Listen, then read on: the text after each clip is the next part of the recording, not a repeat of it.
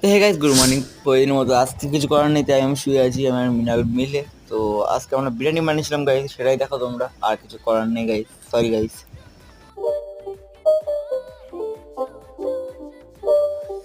It's not a game, it's a rich thing.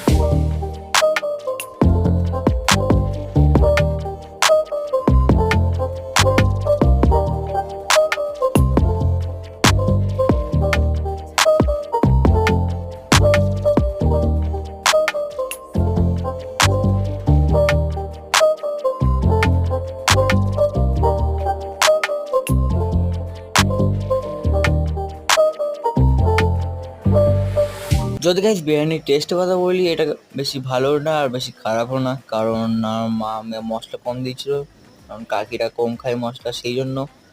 তো tata, bye bye, Radhe Radhe.